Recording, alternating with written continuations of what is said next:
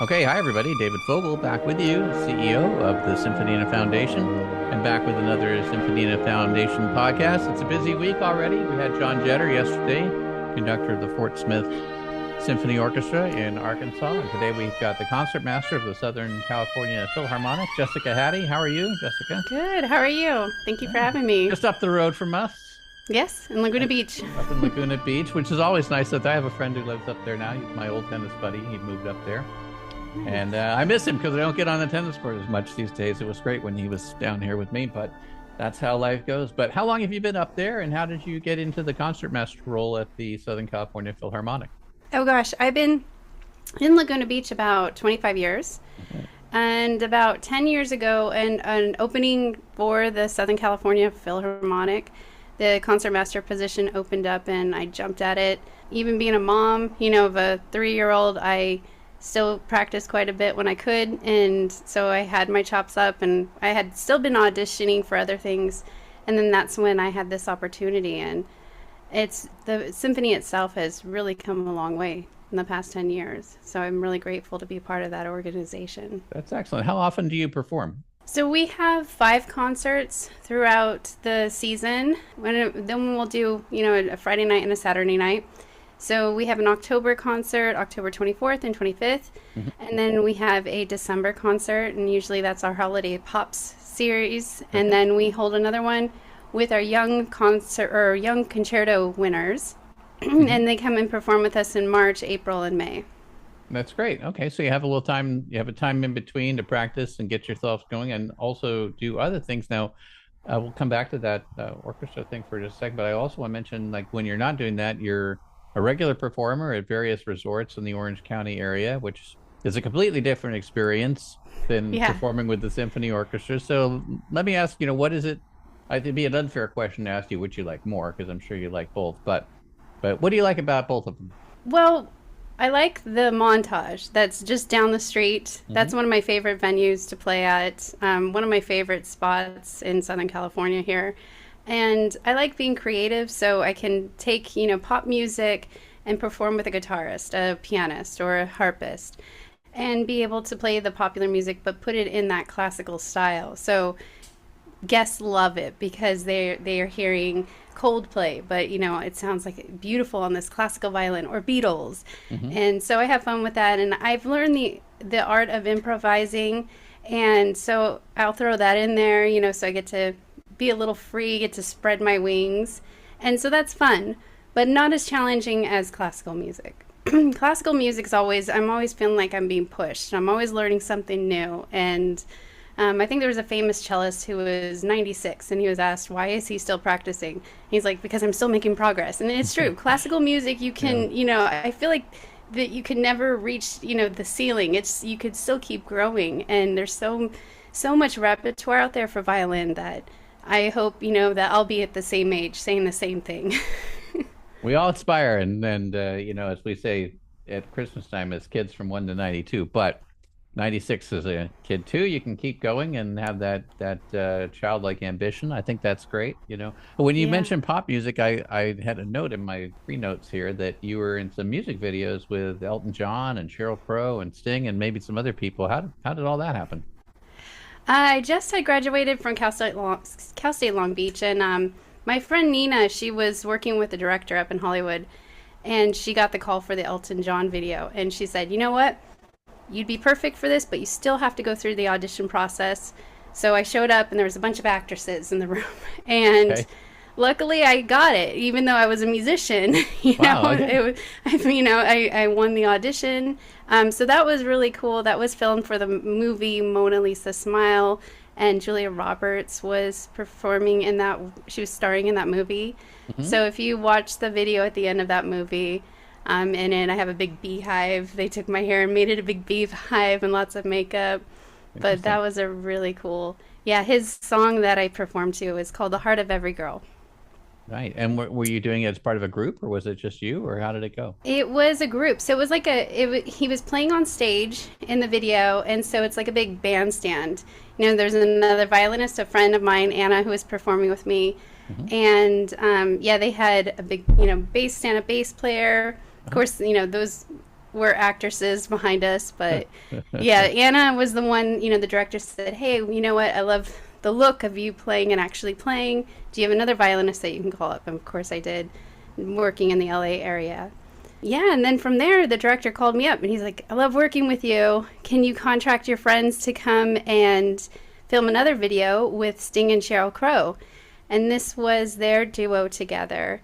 And this was filmed in Union Station, so I got to hire my friends, got to play along with that one. It was so fun. Yeah. That's great. And then fortunate for you to have such a good contact to, Yeah. and also Yeah. to know that you would be perfect for it, and then you would outcompete everybody in the audition too. That's Yeah. great. I mean, Yeah. that's super. Yeah, well, it was intimidating because, these actresses, they know what to do. They do it Exactly. day after day, and I was just showing up.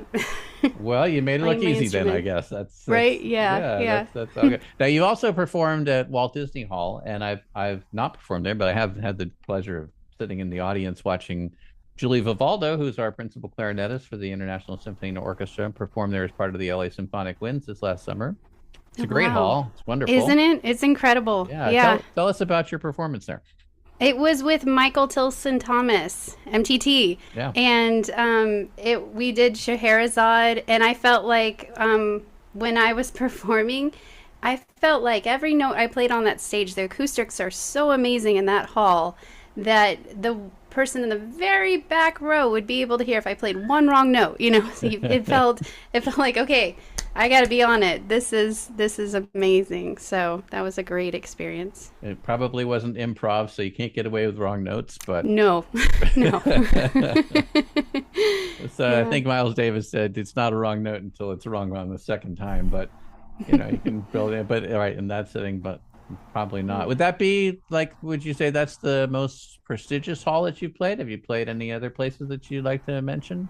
Yeah, I would say that's the most, It's for up me, there. that was really incredible. I love Los Angeles, and yeah, that for me was just incredible to have that experience on that Yeah. stage. You do a lot of music education too, and I think you've started something new with online lessons and in-person lessons and so forth. So let me let you talk about whatever it is that you're doing there, and maybe we can encourage some more people to start picking up the violin and other instruments. Of course. Yeah, so I've taught hundreds of students, and lately it's just propelled.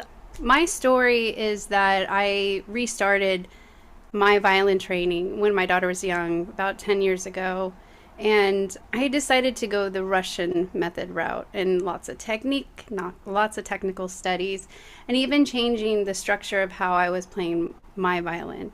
And I noticed that began to change a lot of things for me, which propelled me to getting the concertmaster position, being able to become a soloist at age 37. The first time I got to play a violin concerto in its entirety with orchestra. That was my first experience. And quite incredible, too, to be a mom, to have that experience and know that I have developed this sound that soars over the orchestra. So I started sharing these techniques with not only my younger students, but also my adult students. And then I found that my schedule just got booked out, Yeah, of and course. students of mine started winning international competitions.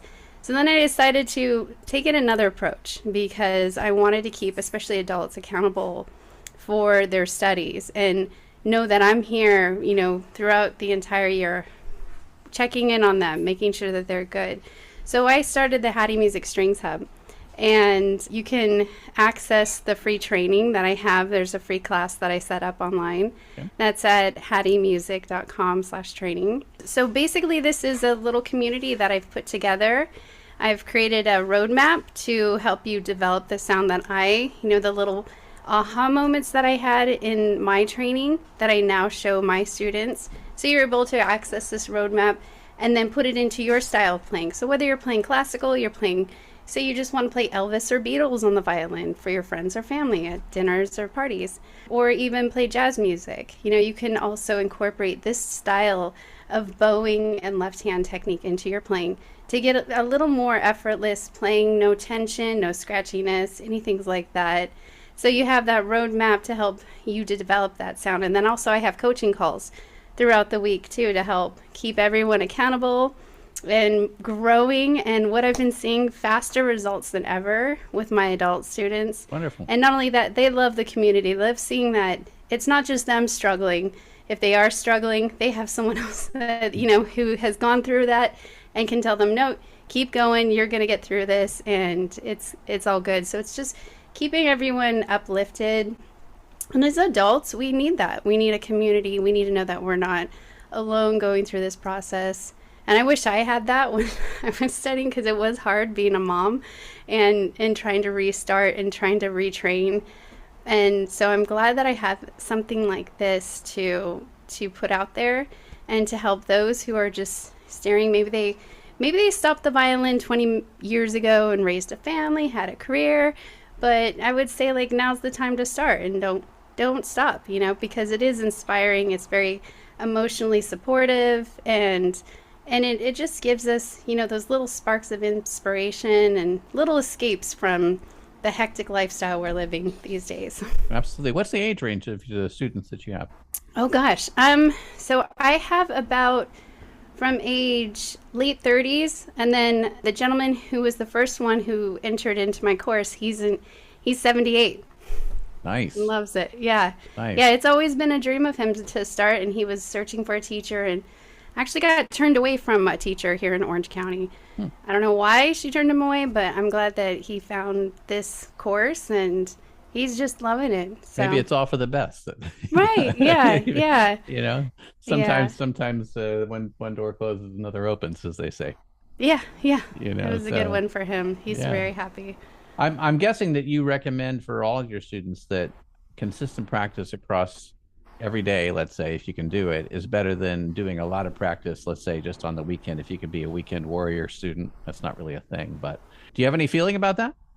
Yeah, if you have 5 minutes, pick it up, because you're just you've got the 5 minutes on the violin. Just pick it up, and then you'll find that will grow. You'll be inspired more to pick it up even more. I have the same challenge too. I'll come home and there's lots of things going on, emails, people to get back to, projects I'm working on, but I'll just have the violin out, play for a little bit, and I notice it wakes me up. It inspires me, and so that's what I would say, is just have it out, play a little bit, and throughout your day, and then you get that point of inspiration and motivation too. So even just a little bit, and that's what I have in the course too.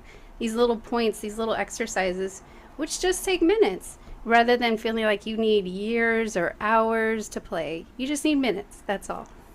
Yeah, I play piano, saxophone, and guitar as my primary instruments. Piano mainly is the one I've done since I was 5. And when I played at the Catamaran for a long time, as we mentioned before we got started, I played there for 16 years. People would come up to me and ask me, like, what they need to do to play, or they wish they had kept going or whatever. And I always told the same thing that you said, is, the time to start is when you get home, if you have a piano. And if not, you can start tomorrow. It's no problem. And if you just stick with it, everything, in a year, maybe 2, you'll be playing everything you want to play. And you may not play professionally, but you'll have fun with it, and you'll entertain other people. No problem. You just have to stick with it.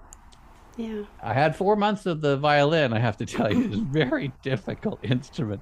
So I have total respect for. I mean, okay, as I say, every instrument is difficult to master. The saxophones behind me in this room are difficult to master. The keyboard's hard. Even the timpani, I presume, is hard.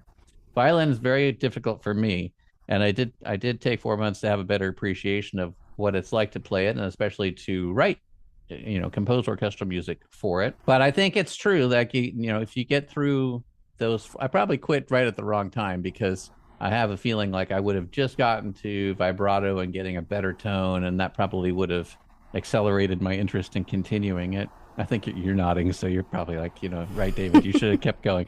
So maybe someday I'll pick it up again, much to the chagrin of my family. But we'll just have to see how those cards go. Well, I sympathize with you, because I had those moments too, where I was like, what am I doing? This is hard. And I'm glad I pushed through it and kept going. And I look back and I'm a different musician than I was from, months or a year ago. And it's just that 1%. If we could just put in that 1% daily, then you're growing as a musician. I think just people get overwhelmed with thinking, oh, there's this oh, it's going to be 2 years before you sound really good. Hmm. And I have to say, I have to shatter that objection that it's not. No, it could be within weeks. You can, and in fact, I've had lessons where within a few lessons, they're getting the sound that they want. We've never gotten that scratchy sound Well, that's from good. the instrument. Yeah. Oh, that's great. Yeah, no, Yeah. Yeah. I've interviewed many violinists, as you can imagine, over the time we've done the podcast, and I have a range of answers for that one. Like when did they feel like they got the tone they wanted? And some it was a little quicker, and others it was years. Yeah. And so, Yeah. maybe they're more particular too about the tone that they were looking for. So we can't really judge what it would be for someone, especially if they're not trying to be a pro player or concert master of a professional orchestra. There's different levels of things in life. So, Oh yeah, for sure. The what I noticed too, it was starting over in that moment of like, no, I just want to refresh. I want to restart and relearn the violin in a way I've never studied before. And I really think that it was that point in my life that I'm able to re-explain this, where I think a lot of violinists started maybe when they're 5, and so right. maybe they forgot. How did you get that sound right away?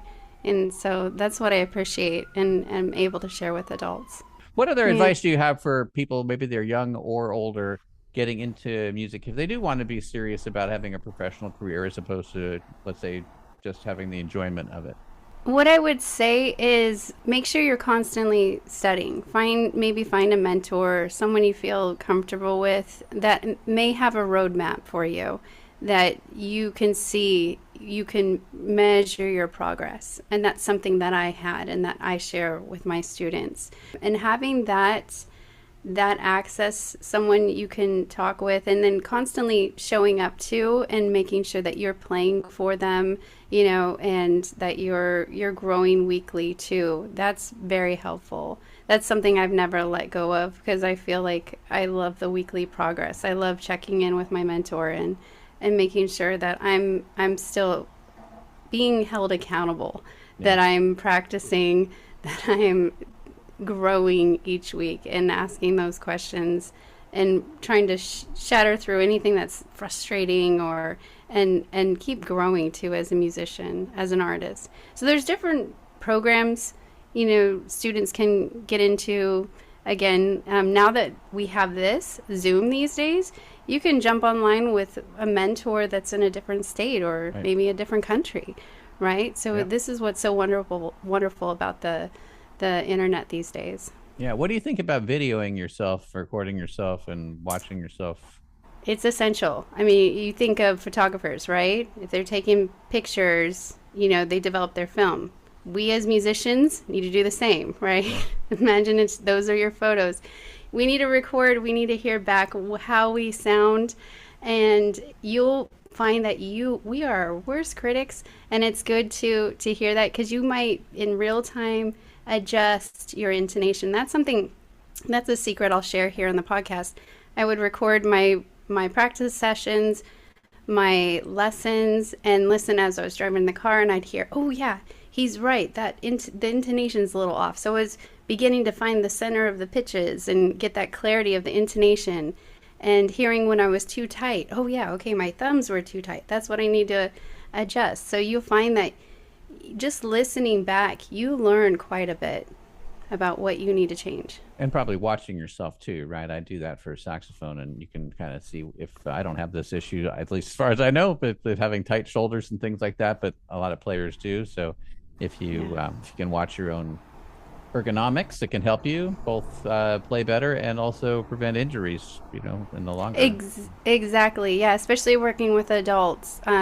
We don't want to have any shoulder issues. So I have them record and video themselves all the time, and then they submit those videos right away so they get feedback throughout the week. Well, it's wonderful to have a teacher who cares, and obviously you do, and great teachers can make all the difference, and poor ones can make all the difference too. Yeah. So it's good to it's I salute you for being one of the great ones. And Jessica, Thank if you. people want to get in touch with you either for lessons or for having you perform or learning more about what it's like to be a professional violinist in a professional orchestra, what's the best way to get in touch with you? So I have another website, which is haddy-music.com. and they can contact me through there. And I also have the course embedded in there too. So if they'd still like to get that free training, it's also embedded in haddy-music.com. And then of course if they'd like to look at the course themselves, they can go to haddymusic.com/training, and they would be able to access my email and be able to contact me that way. And they feel free to reach out. All right. We wish you all the best, Jessica. We're going to listen to some more of your great playing on the way out here. And if there's anything we can do with the Symphonina Foundation to help you, just let us know. We'll be happy to help. Yeah, let me just put a plug in there for the SoCal Phil. If they want to come up to Orange County and watch some concerts, we have a great concert coming up in October. And we're featuring actually a guitarist from San Diego, Eric Foster. He has composed a piece that we're going to be premiering, and it's a mariachi guitar concerto, which is really exciting. Yeah, and then we're performing Sibelius No. 2, which I love. I love Sibelius, playing Sibelius. So, but you can go to the website www.socalphil.org, and we have our dates on there too. So, all right, and you can let us know, remind us as we get closer to that. We can make a post too on our website or for the Facebook page that we have, and let people know. Of course. All right. Thank you so much for having me. Oh, it's been our pleasure. Thank you. All right. Thank you. Bye-bye.